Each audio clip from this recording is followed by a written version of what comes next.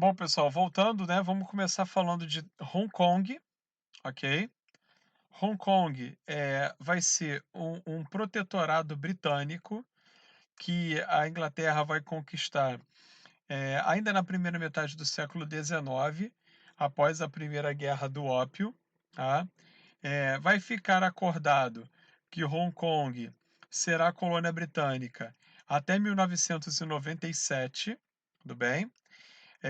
Portanto, o território de Hong Kong vai ser administrado pela Inglaterra desde 1842 até 1997, ok? Quando ocorre a devolução do território de Hong Kong para a China, efetivamente, e a transição, e durante esse período, a Hong Kong se transformou num grande centro econômico, financeiro e comercial, tá?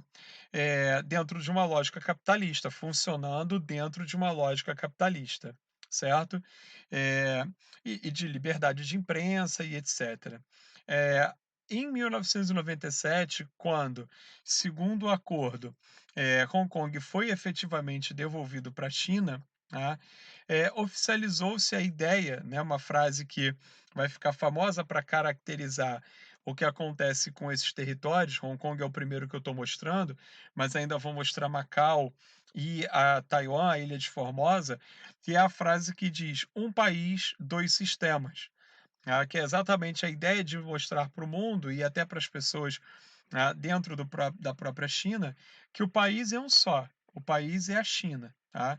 Porém, dentro desse país há espaço para 2 sistemas, produto aí do processo histórico, mas que fique enfático, que fique bem claro que a gente está tratando de um único país. Inclusive, se você for olhar na ONU, para a Organização das Nações Unidas, tanto Hong Kong quanto Taiwan e Macau, são fazem parte do território chinês, são considerados China, tá certo? A pressão que o governo chinês faz, nesses países, nesses territórios, inclusive no caso de Hong Kong, para que o processo de devolução, o processo de transição, aconteça o mais breve possível, e ao mesmo tempo há uma pressão muito grande por parte desses territórios para que haja um processo de democratização e de maior abertura da parte do país, da maior parte do país que se convencionou chamar China continental. Então, sem dúvida nenhuma, aí a gente tem uma questão diplomática, uma questão importante para ser resolvida, que gera tensões, com muita frequência, protestos de estudantes que acontecem com muita frequência em Hong Kong, em Taiwan e em Macau, tá? Mas principalmente Hong Kong e Taiwan, ah, protestando contra a ausência de liberdade do governo liderado pelo Partido Comunista Chinês, né, querendo a implantação da democracia na China, como um todo. Então há uma pressão muito grande dentro do país em função dessa situação, em função dessa condição inusitada que o país vive, com territórios, né, dentro do próprio território chinês, que tiveram uma grande autonomia durante um bom tempo e que agora voltaram para o controle da China, mas ao mesmo tempo não querem se adaptar eh, às regras do Partido Comunista Chinês. É uma faca de 2 gumes mesmo, porque para o governo chinês esses territórios também são muito importantes do ponto de vista estratégico, do ponto de vista financeiro, do ponto de vista comercial. Então a China não pode abrir mão do sistema que foi implantado em Hong Kong ao longo de todo esse tempo, porque, lá é um centro financeiro importantíssimo, dos mais importantes do mundo, né, e que funcionou até hoje sobre as regras do capitalismo e da economia de mercado. Então como é que você vai, de repente, já mudar regras, já chegar com, e tentar implantar as mesmas características que a da China continental, é isso? Então, há um problema seríssimo aí para os chineses resolverem, tá? É só um deles, já vou mostrar aí o problema de Taiwan que já é, que é ainda mais complexo, tá? Eles têm hoje, né, uma relativa autonomia política e econômica em relação à China continental, mas como eu disse, a China continental quer antecipar esse processo de devolução pelo acordo. A partir de 2047, Hong Kong volta a integrar, de maneira integral a China continental, ok? Mas há negociação, uma pressão muito grande para que isso aconteça antes, tá? Isso aconteça mais rápido, tá certo? Eh, a custódia de defesa e relações exteriores, fica a cargo da China, segundo resolução da própria ONU, né. Antes ficava sob, custódia da Grã-Bretanha, porque era um protetorado britânico, mas agora, como o território para a Organização das Nações Unidas é parte efetiva do território chinês, a defesa e as relações exteriores, quem trata disso é o governo chinês efetivamente, ok? Bom, eh, Taiwan, que é a ilha de Formosa, tá?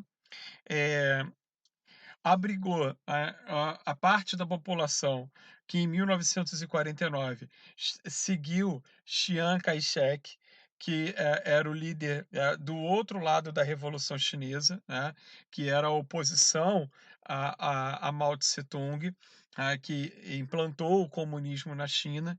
Chiang Kai-shek estava no outro espectro, queria uma China mais aberta, queria uma China capitalista, e o Chiang Kai-shek e seus seguidores acabaram se refugiando na ilha de Formosa, que fica geograficamente desconectada do território chinês, tá certo?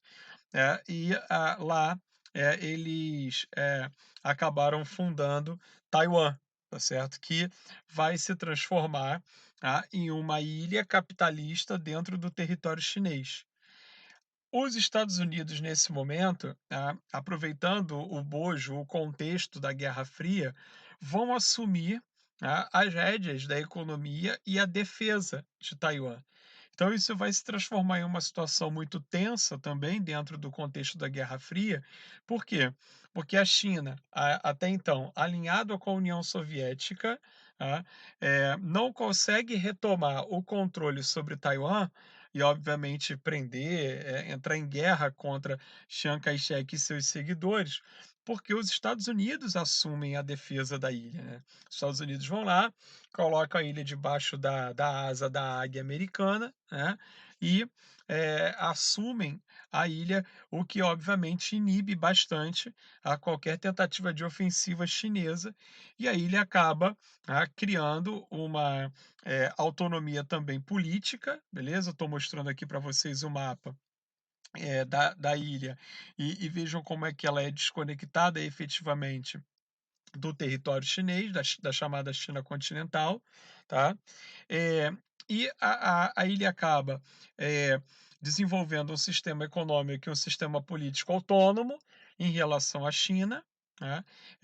E hoje os taiwaneses, eles ah, a posição oficial deles, é que eles aceitam voltar a fazer parte, né, na prática, né, da China continental, desde que a China continental se transforme em um país democrático.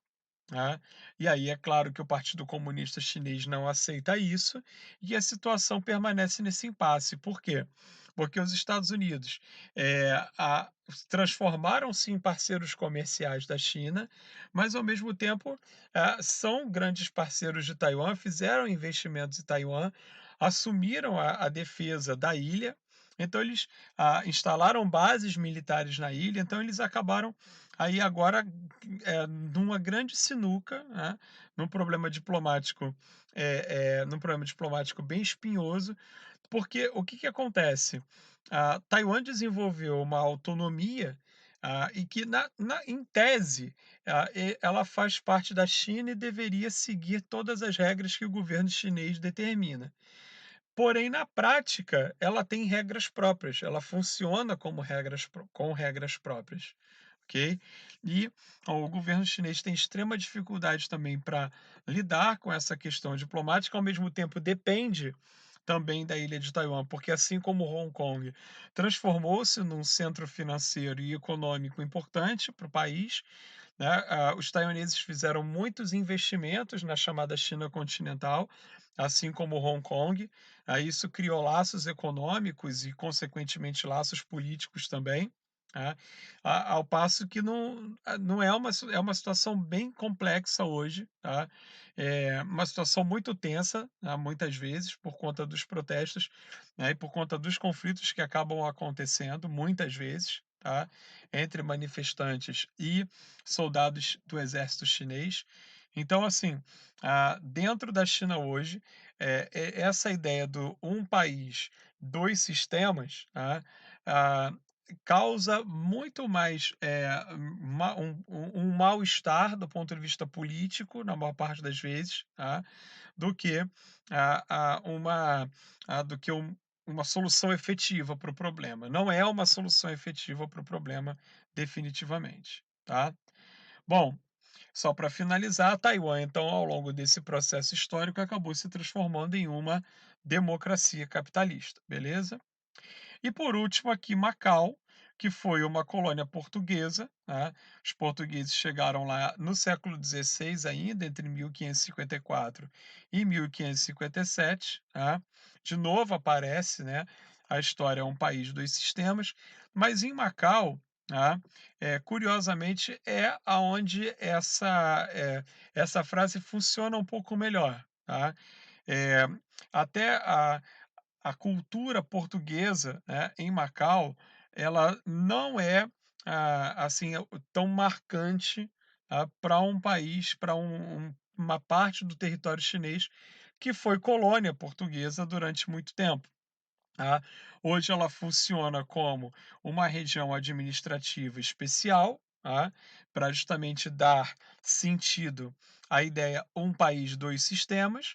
Tá? Então, é o governo chinês admitindo que no território de Macau funcionam regras especiais, funcionam regras específicas. Tá?